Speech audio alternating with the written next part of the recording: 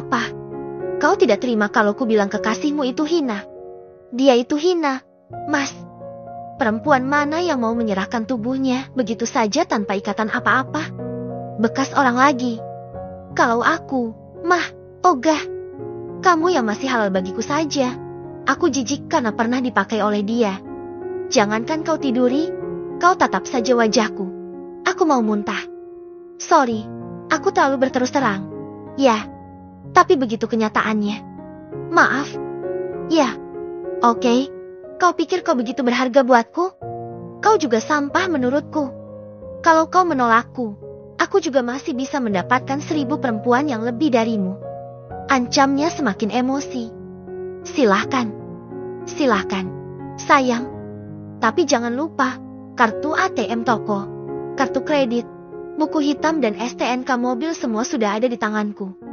Kau boleh pakai mobil, tapi minjam. Untuk modalmu ke hotel berselingkuh. Kira-kira 3 atau 4 juta sebulan. Bolehlah, aku transfer nanti. Pandai-pandai ngatur duit, ya. Mel, udahlah, gak usah teriak-teriak. Kasihan orang tuamu. Aku duluan keluar. Ya, dah. Seruku langsung keluar dari kamar. Kuayunkan kaki menuju kamar putriku. Mel, mau kemana? Tanya mama mertua saat aku menemui putriku di kamarnya. Saya mau keluar bentar. Ma, mau cari orang kerja untuk gantikan Harum. Kasihan Bikina memborong semua kerjaan. Kasihan mama juga capek ngurusi Cika karena Bikina sibuk di dapur. Sahutku sengaja mencari alasan. Tapi tadi kamu bilang mau nelpon teman. Minta teman kamu yang nyarikan. Mestinya kamu gak usah keluar segala. Udah, Ma, tapi teman aku juga sedang sibuk. Mereka sedang tugas akhir kuliah. Ma. Oh, teman kamu itu si Mala dan Rani ya? Teman kuliah kamu dulu. Iya, Mah, jadi siapa lagi teman aku kalau bukan mereka? Masak tukang sayur atau tukang gorengan? Hehehe. Iya, Mama ngerti. Pasti kamu nyesel gak Jeti nelanjutin kuliahmu dulu bareng mereka. Kan? Gak apa-apa. Ma, aku toh bisa-bisa menggunakan ilmu mereka untuk mengelola usaha kita. Mereka yang kuliah. Aku yang pakai ilmunya. Keren, kan? Kamu itu. Bisa aja. Serius. Loh, Ma, aku akan belajar dari mereka nanti. Usaha kita pasti bakal tambah maju. Melur janji. Kuletakkan tangan di pelipis, lalu membungkuk di hadapan wanita itu, seperti orang menghormat. Kamu itu ya? Kami berdua tertawa lepas. Tawa untuk menutupi hati yang sebenarnya masih gundah. Kupeluk dan kuciumi bayiku. Setelah puas, kembali kuletakkan di dalam bosnya, lalu melangkah keluar. Kenapa enggak bareng Gilang aja? Mel, tanya mama menjejeri langkahku. Mas Gilang masih capek, Ma, sehabis mengantar mereka ke kampung tadi. Sahutku menuju garasi. Ya, sudah. Ini sudah hampir maghrib, loh. Pulangnya jangan malam-malam. Ya, tergantung, sih. Sahutku sambil membuka pintu mobil. Tergantung apa? Tergantung orang yang mau kerjanya. Cepat dapat atau enggak? Sahutku sambil tersenyum sengaja menenangkan mama yang sempat terlihat gelisah. Ya sudah, hati-hati. Oke, Ma, titip Cika. Ya. Perempuan parubaya itu mengangguk dan melambaikan tangan. Kubalas dengan senyuman, lalu melanjutkan mobilku membelah jalanan. Rumah Rani. Itu adalah tujuan utamaku. Semoga dia sudah berada di rumah sore begini. Aku belum menghubunginya memang. Tapi, aku harus segera keluar dari rumah untuk menghindari suami brengsekku. Sebuah mobil terparkir di halaman rumah Rani. Itu bukan mobil keluarganya. Setahuku Rani tidak punya mobil. Mobil papanya juga tidak semewah itu. Sepertinya sedang ada tamu. Agak ragu aku memarkir persis di samping mobil itu. Setelah turun, kuedarkan pandangan ke sekeliling teras. Aku ingat kebiasaan Rani yang suka duduk-duduk di kursi sudut teras rumahnya. Benar dugaanku. Rani ada di sana, tapi tidak sendiri. Seorang pemuda bersamanya. Mereka terlihat begitu akrab, saling berpegangan tangan, dan terdengar tawa renyah Rani memecah kesunyian sore menjelang malam itu. Dehemku mengagetkan mereka berdua. Mel, Gadis itu terbelalak. Kamu kesini gak bilang-bilang dulu. Sorry, buru-buru soalnya. Sahutku menatap kekasihnya. Kenalin, ini Mas Andi, temen aku. Katanya malu-malu. Temen atau temen? Nih, godaku membuat wajahnya makin merona. Iya, pacar. Gumamnya pelan. Melur. Ucapku mengulurkan tangan. Andi. Sahut pemuda berkacamata itu tersenyum ramah. Duduk. Perintah Rani kemudian. Ada apa? Tumben kamu keluyuran keluar dari kandang. Bantu aku, dong. Aku lagi suntuk banget. Nih. Ucapku menyenderkan tubuh di kursi rotan. Aku pulang, ya. Siapa tahu rahasia. Enggak enak nih. Mas Andi bangkit berdiri. Gak usah. Kamu pacar Rani. Berarti kamu teman aku. Kamu bantu mikir juga masalah aku. Dong. Kalau gak bisa bantu, ku pecat kamu jadi pacar Rani. Sungutku bercanda. Berarti aku diizinin masuk geng nona-nona cantik ini. Balasnya bercanda. Diizinin, dong. Tapi ikut ospek dulu. Mau enggak? Kayak kuliah aja. Kami bertiga serentak tertawa. Jeti teringat Mas Reno. Lelaki itu bergumam. Aku dan Rani menghentikan tawa. Saling berpandangan lalu menatap wajah Mas Andi dengan serius. Mas Reno? Desisku dan Rani hampir berbarengan. Ya, kalian kenal. Mas Andi balik bertanya. Reno yang mana dulu? Dong. Kan, yang namanya Reno banyak. Tukasku merasa tidak enak. Reno adalah sebuah nama yang sangat tidak ingin kubahas sejak dulu hingga detik ini. Nama itu telah lama kukubur. Tak hendak hati mengingatnya lagi, meski hanya sepintas. Tapi, entah mengapa setiap ada yang menyebut nama itu, hati merasa tercabik, walaupun bisa saja yang dimaksud bukanlah Reno sang pengkhianat. Jujur, karena andil Reno jugalah sehingga aku bisa jatuh ke tangan Mas Gilang. Saat aku merasa tercampak dan terbuang karena pengkhianatannya, kulabuhkan hatiku kepada lelaki yang tak henti mengejarku. Aku yang sedang terluka dan terpuruk, merasa mendapat tempat bersandar. Saat itu, Mas Gilang tampil sebagai dewa penolong. Aku dibawanya bangkit dari patah hati yang tiada berujung. Pengkhianatan Mas Reno berbanding terbalik dengan perjuangan Mas Gilang untuk mendapatkan cintaku. Tanpa ragu ku terima Mas Gilang. Aku bahkan rela meninggalkan bangku kuliah dan menerima lamarannya. Semata karena tak sanggup harus bertemu setiap hari dengan Mas Reno, sang kakak senior di kampus itu. Aku memilih mundur. Kuserahkan cintaku sepenuhnya kepada suamiku.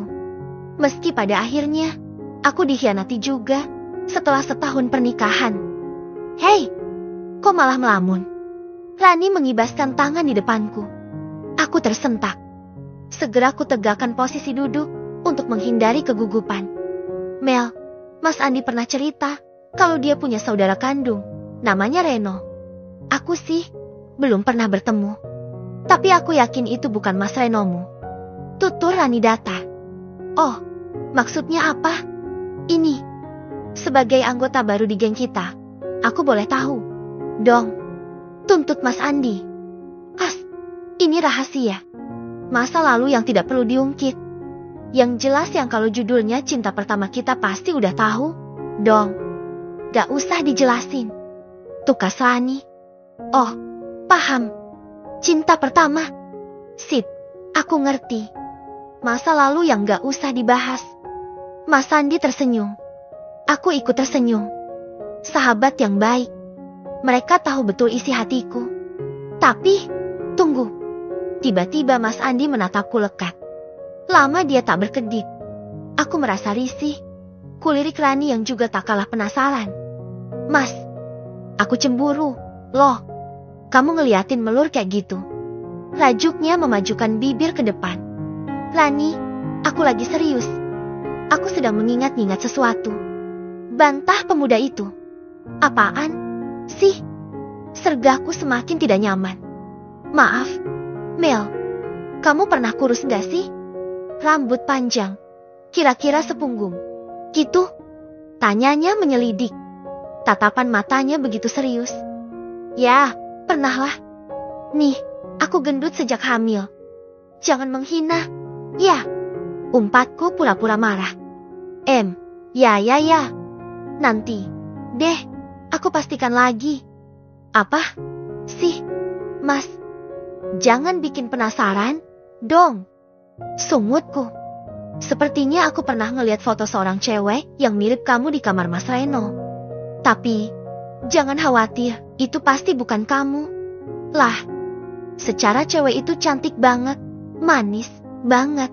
Kamu kan gendut. Jauh lah. Jawabnya sambil terkekeh. Mas Andi bisa aja. Iya deh, aku jelek, gendut. Protesku. Aku manyun. Lani ikut terkekeh. Tapi kayaknya mirip kamu deh. Ulangnya lagi menatapku lekat. Udah, ngeledek terus.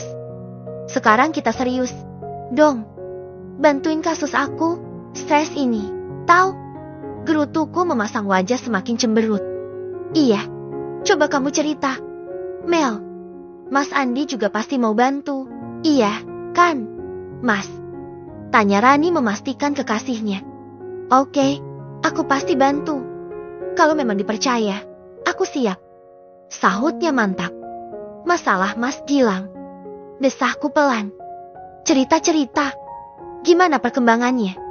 Udah kau tendang pelakor itu dari hati suamimu, kan? Tanya Rani mulai serius. Aku gak mikir itu lagi. Terserah dia mau selingkuh atau apa. Aku gak peduli. Sekarang aku butuh pengacara. Tolong cariin dong. Pengacara paling hebat yang bisa ngurus gugatan pisah tanpa ribet. Apa? Kau mau pisah? Rani terbelalak. Ya, aku gak mau bersuamikan dia.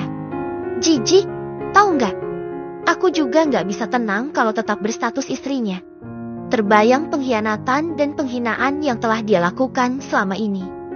Gak bisa dimaafin kah, Mel? Sergah Rani. Sekarang gini, bayangin Mas Andi selingkuh di belakangmu. Kamu masih mau gak melanjutkan hubungan? Rani tercenung. Mas Andi hanya senyum-senyum.